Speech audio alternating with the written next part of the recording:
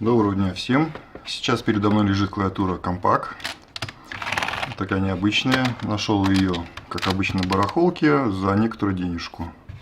Вот, клавиатура механическая. И вот такой вот необычной компоновки, видимо, основной был клавиш здесь. Здесь клавиши курсора обычно находятся с правой стороны, где-то вот тут вот. И над ними находится блок клавиш, который управляет там вставкой, копированием, движением вверх, page up, page down, там домашней позиции, конечной позиции. Ну, понятно, да, там классика клавиатуры. Вот, а здесь вот видим, что функциональные клавиши вверху сгруппированы там в два ряда. Эти вот клавиши, которые обычно над клавишем курсора, они вот здесь вот. Также здесь присутствует page up, page down, scroll look, print screen and delete insert. Забавно, отдельно вынесена клавиша pause break и блок цифровых клавиш. И еще есть один такой прикольный момент. Трекбол. Здесь он достаточно хорошо двигается, и он полированный на ощупь. То есть такой вот, то ли металл, то ли стекло. Что я хочу сделать? Я сейчас ее хочу разобрать, для того, чтобы ее почистить. Полностью разобрать, помыть, ну и заодно посмотреть, что там внутри. Вот для меня сейчас вопрос, что за свечи используются здесь, поскольку это механика, это, как я уже сказал. По описанию на сайтах это должны быть Cherry MX Brown. Вот, и это мы сейчас проверим. Клавиатура, кстати, по весу легенькая. У меня есть похожая клавиатура, вернее, обычная типовая клавиатура, она потяжелее. Там используется металлическая пластина, на которой крепятся сами свечи. Так, что мы видим? Здесь нужно открутить 1, 2, 3, 4, 5, 6, 7, 8, 9, 10, 11 винтов. Под наклейкой вроде ничего нет, хотя вот здесь вот вопрос. Но я надеюсь, что ничего нет. Да, кстати, это Compaq Computer Corporation тут написано. Модель. Вот интересно, модель. Модель MX11800. А произведена в Германии. Ну, во всяком случае, так написано. Product of Germany. Так, по поводу года выпуска не скажу. Сразу с набега.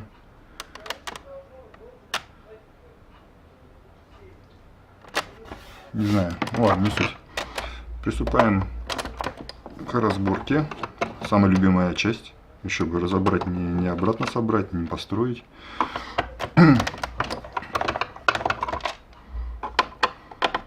Так, я открутил уже 3 винта. Уже. Так, серединка откручена. По заверениям продавца, ее до этого никто не разбирал вообще. Ну, а смысл? Если это механика, самое главное, чтобы ее не залили. А разбирали, не разбирали, там, ну, платы, ну хорошо, там может что с платой быть. Ну, это было, бросилось в глаза сразу. Свечи механически боятся только залития всякими неприятными жидкостями. Кофе, чай, вода вообще в целом. Хотя вот вода вроде как, ну, могут нормально пережить. Главное, чтобы в этой воде ничего не было. Опять же. Если это родные черри, то они не должны испугаться воды. Именно воды. И это и при том, что если у вас в клавиатуре не живет ничего. Вроде остатков от печенек и так далее. Так. Отвинтил я винтики. Сейчас я их соберу, организую отдельно. Так, потом я их сложу в коробочку, чтобы их не потерять. Так, ну похоже, что я практически все вывинтил. Один застрял, потому что его защемило там. Да, под этикеткой нет, потому что я уже чувствую, что корпус все уже разобран практически.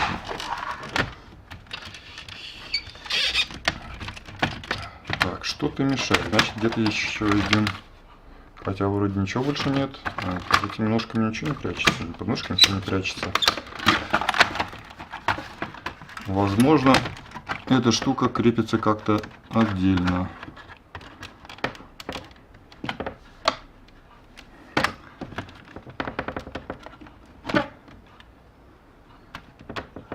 Да, этот шарик уже неоднократно разбирался. Ой, ё-моё, что там только нет. Ну, пыли тут прилично в нем. Так. Однако ничего не дает мне его раскрепить.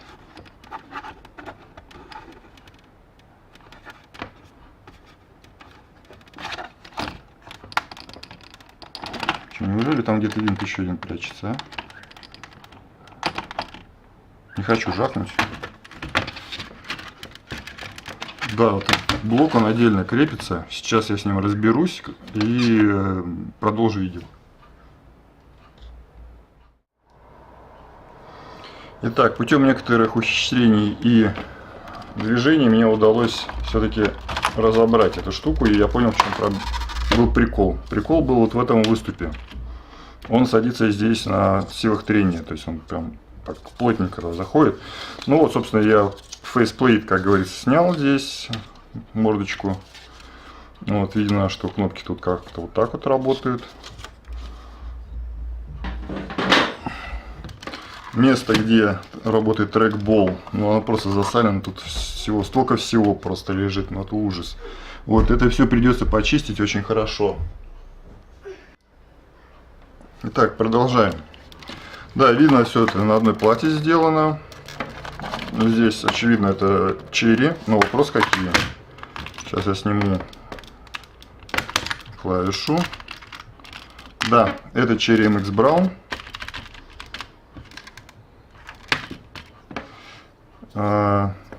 Сама клавиша, ну понятно, это литье под давлением, но символы нанесены краской.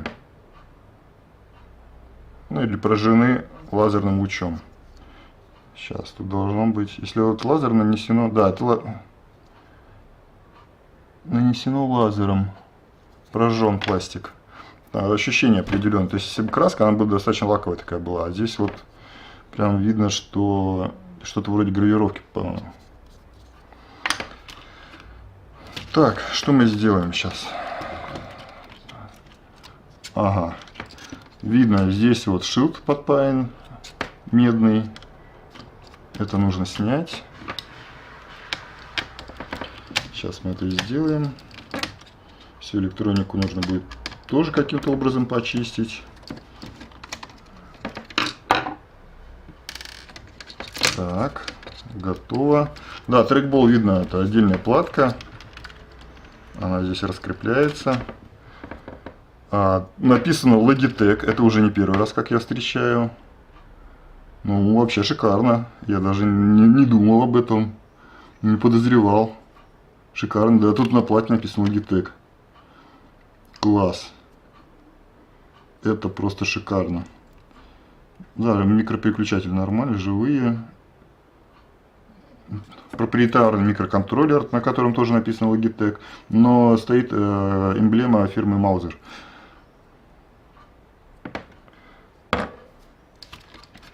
Так, сейчас нам ничего не должно мешать. Это мы извлекаем. Эта штучка пойдет купаться. И видим плату микроконтроллера, клавиатуры. Ее мы тоже снимем.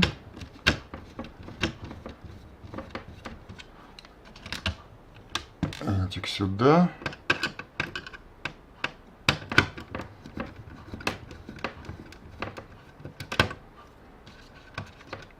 Винтик сюда.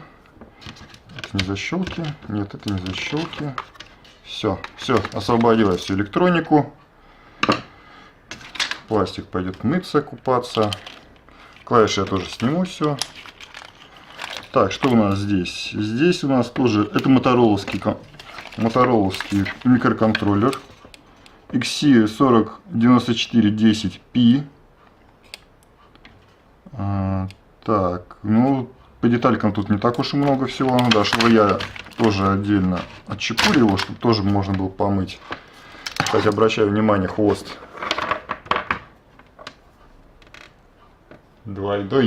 двойной хвост. На нем написано КБ PDP. Ну и, соответственно, эмблемка клавиатуры, эмблемка мышки. Так. Ух ты. Плата Cherry Это значит, отдельно существовала, скорее всего, клавиатура от Cherry, именно вот с таким вот расположением свечей. А сам пластик это Gitinax, вернее, сама плата Gitinax, ну да, прессованная бумага, вот, не текстолит. Так, маркировка на самой плате PLA 1.94, то есть это 94 год, 100%, 66.2.0, здесь вот выбито 0.12, то есть 43.03, 0.12, 66.2.0.3. Так, здесь вот, скорее всего, тоже какая-то модель наверняка была, 601-1886, Cherry, с оригинальным логотипом ихним. Ну что ж, классно. Так, какой-то винтик потерялся. Сюда его. Так, вот эту штуку мы тоже мыться. А вот это вот тоже нужно будет каким-то образом почистить. Но так, чтобы не затронуть ничего. Ну все, снимаем клавиши. Тут особо заостряться не на чем.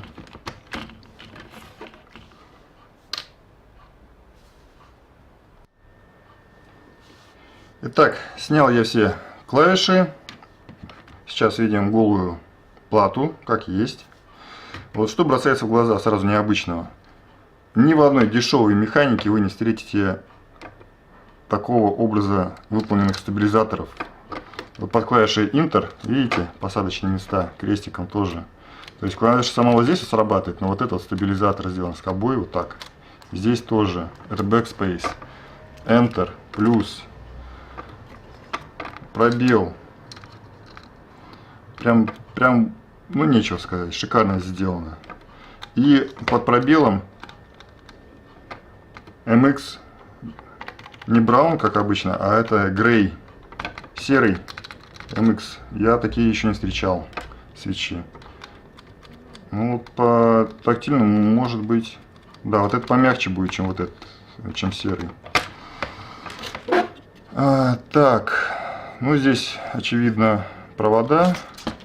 Шлейф, да, это не пластиковый шлейф, на который нанесена такая проводящая краска. Тут получается в бумаге как-то сделаны дорожки, там проводники. Достаточно такое жесткое, надежное. Да, вот он еще раз стабилизатор. Ну, это нечто. Даже сама скоба очень из толстого такого металла. Я ее сейчас двигаю, дергаю, это тоже он стоит. Шикарно. Прекрасно. Вот, видно, здесь крошек нет. Клавиатура непонятно где была.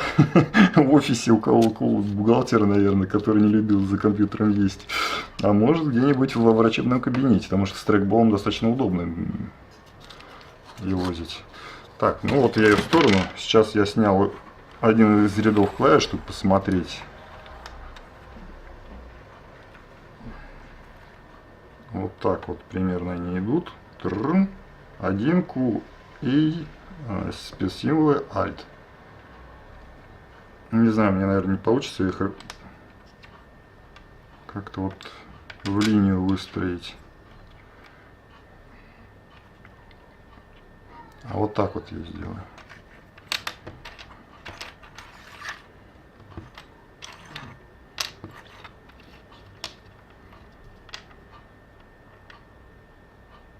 Угу, вроде стоит. Так, падает.